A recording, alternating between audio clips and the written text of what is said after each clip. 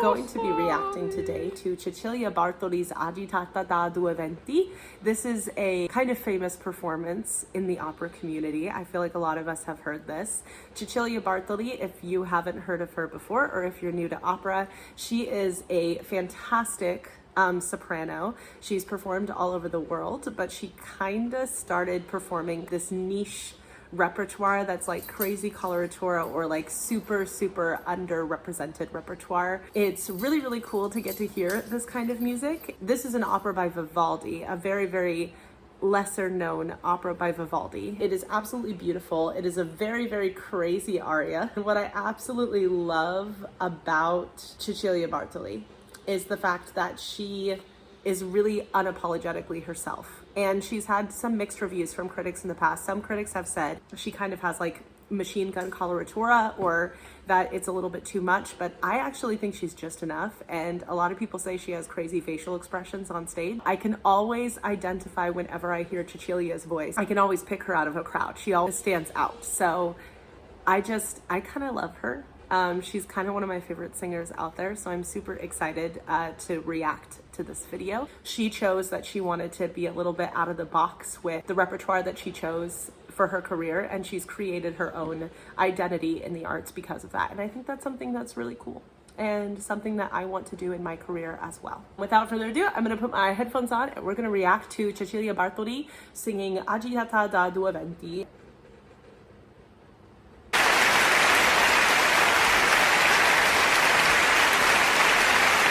Oh my god, her smile is so cute. She is like literally the most genuine. She's so genuine on stage. Grazie a voi, grazie a voi. Dall'opera La Griselda, l'aria agitata da due venti.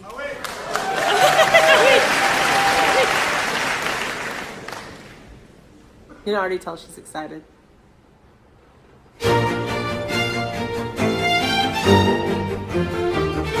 Oh, that's the name of the opera. It's La Griselda. La Griselda. I believe the character's name is Constanza.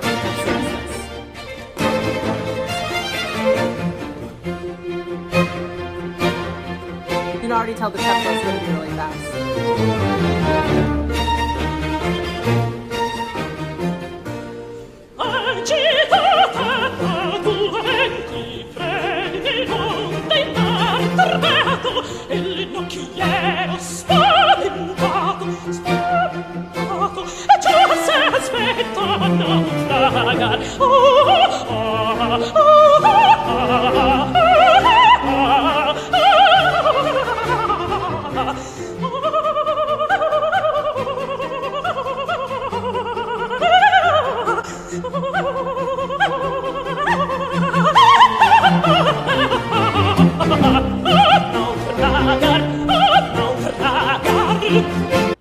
Okay.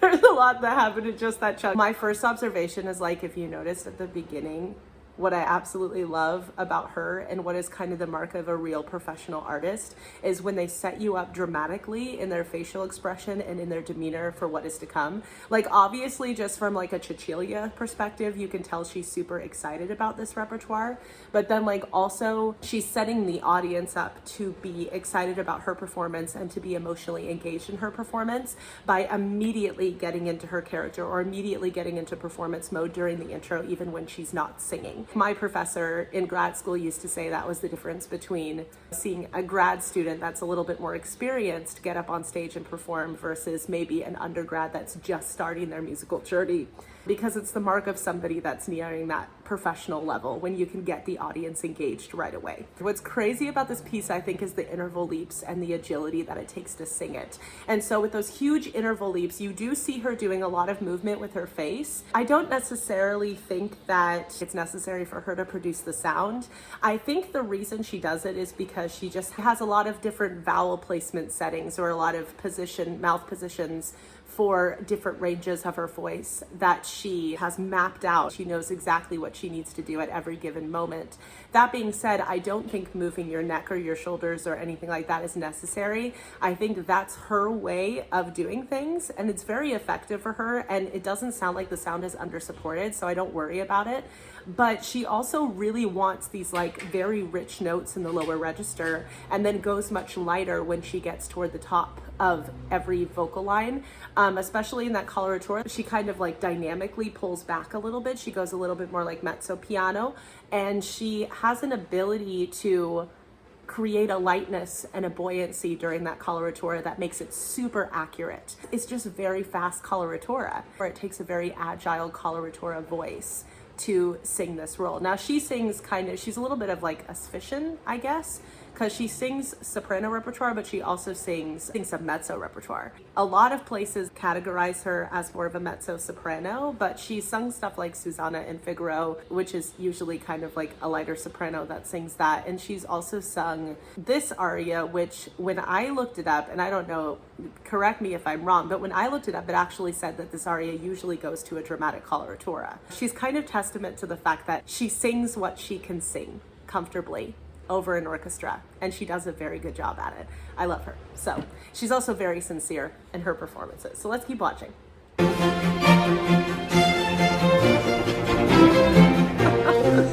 Agitata da due venti fremito di mar turbato e l'occhiero spaventato, spaventato, già s'aspetta.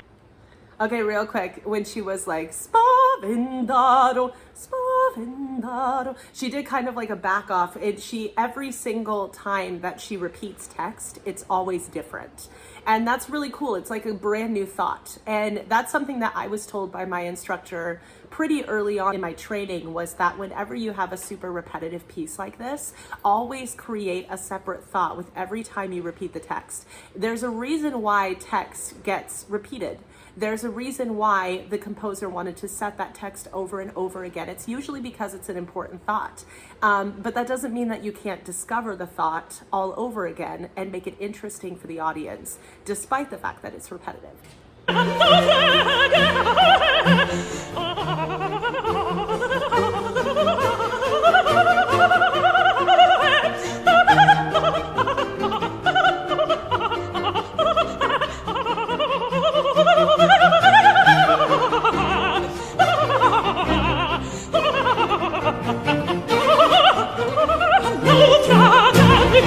So yeah, there's a lot of face movement going on, and like I said, I don't think all of that's 100% necessary, but she is playing with vowels a lot here to achieve this coloratura accuracy. She's kind of playing with what vowel placements work best in lower registers versus higher registers, and so she opens up a little bit more and allows more weight to come into her sound when she gets a little bit lower, and allows that richness to come in, and then when she gets to the higher, she allows herself to remain light and buoyant, because she doesn't want to bring all of the weight up there, because then it's more work to create the overall landscape of the coloratura. I think her faces are fun.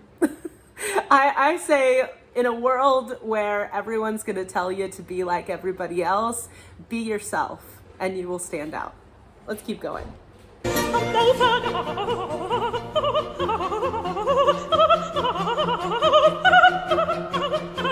Her eyebrows. They could win a Grammy. Or an Academy Award.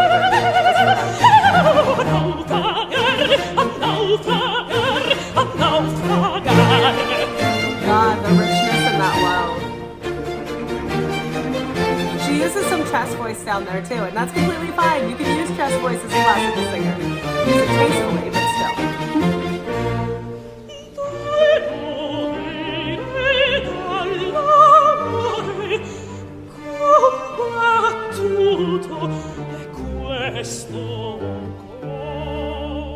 Beautiful mood change for this section of the piece.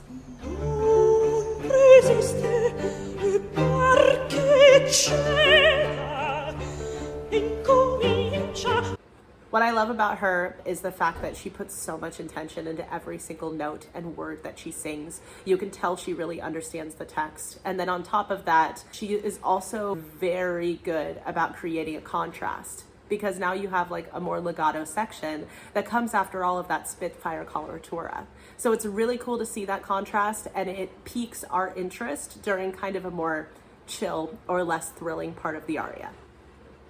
We're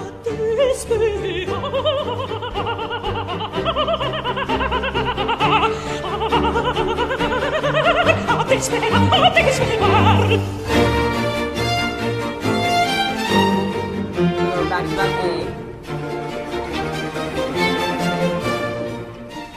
Her face. I love her so much.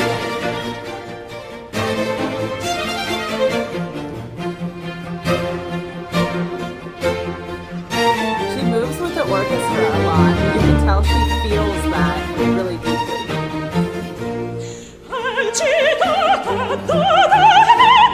She's back with ornaments.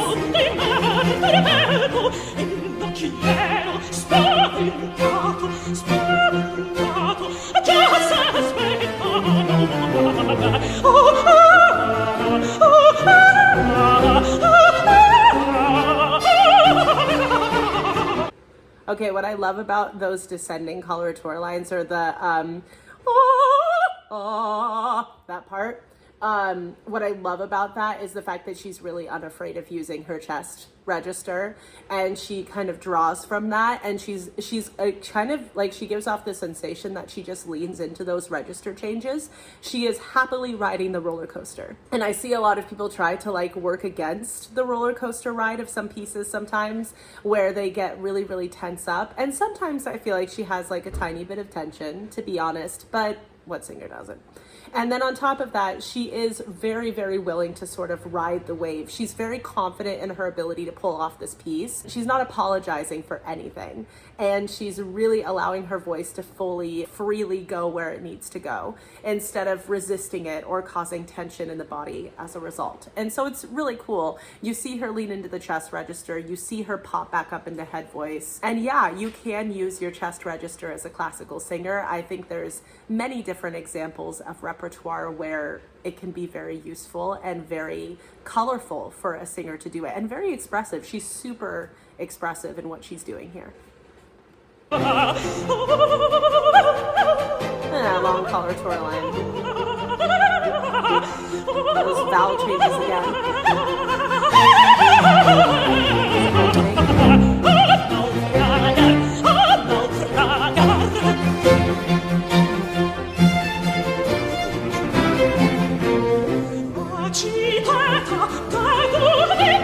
New thoughts if you made it different.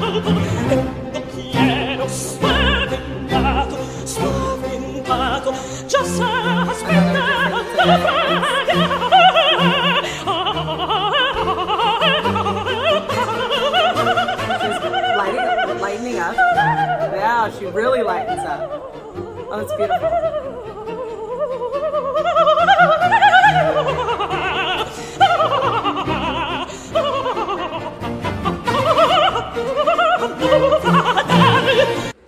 You can't help but like bop your head to this. This is kind of a bop. Vivaldi, you created kind of a bop. I'm kind of surprised that this isn't like more standard repertoire. What I think is amazing about what she just did with that coloratura line is it also helps with the efficiency of your breath. And it can be hard to know where to breathe within those lines. One thing that I have found super useful for me is to use dynamics to make the most of the breath that you have. So you take a nice breath at the beginning of the line, and then you allow yourself to back off a little bit or create some more delicacy or some variance in the dynamics, because that helps move your air in a more efficient way, and it helps you use less air at certain times. If you're constantly pressing forward with that air and you're constantly doing it at a single dynamic, the human voice wasn't really meant to sing that way. And so as a result of that, you have less movement and you're going to run out of breath faster because you're pressing it too much in the beginning.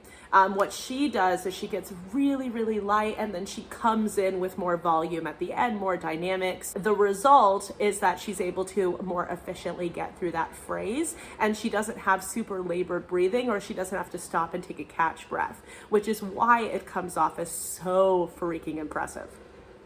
She just is really good at strategizing where to breathe and how to use dynamics to make the most of the breath she takes.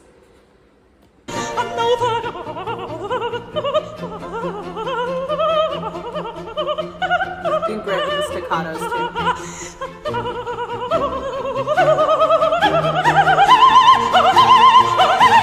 Not trying to open up on the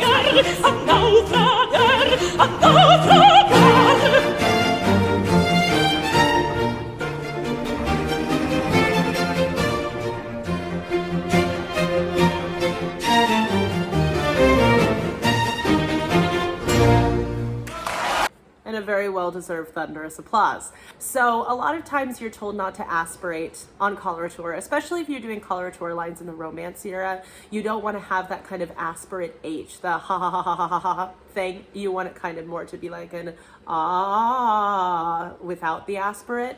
But the reason why she's using it here is because, one, she's doing a lot of repetition on the same note in the coloratura, and so you have to have kind of that aspirate H there to provide that little bit of distinction between the notes, so it feels like coloratura and not just a bunch of notes really blending together, because it's kind of the same note over and over. And then on top of that, it's also characteristic of kind of earlier music coloratura, and Vivaldi definitely kind of falls under that like more Baroque coloratura category, where you're going to get more faster Spitfire coloratura, very similar to Handelian coloratura, and the aspirate H is a little bit more appropriate there. Obviously, she is using it a lot, but there's other times where she backs off of it and it stops getting, the H stops coming in, and you get kind of more legato coloratura. And I think she does that for breath efficiency purposes, because you puff out a little bit of air every time you use that H. It's not messing with her ability to perform the piece well. It's really a stylistic choice here, and in this case with this repertoire, it would be stylistically appropriate. It's Vivaldi. She's singing very specific niche repertoire that requires that of you. And she still finds ways to incorporate legato and contrast and dynamics that make it very musical and not just a bunch of fiery coloratura coming at you. She's not just a one-trick pony. Cecilia Bartoli, here at Opera Cecilia, we absolutely love you. Please like, please subscribe to the Opera Cecilia YouTube channel, and we'll have more coming at you in the future. In the meantime, drink your tea, be an innovator in this industry, take good care of your voices. I hope you have an absolutely fantastic day.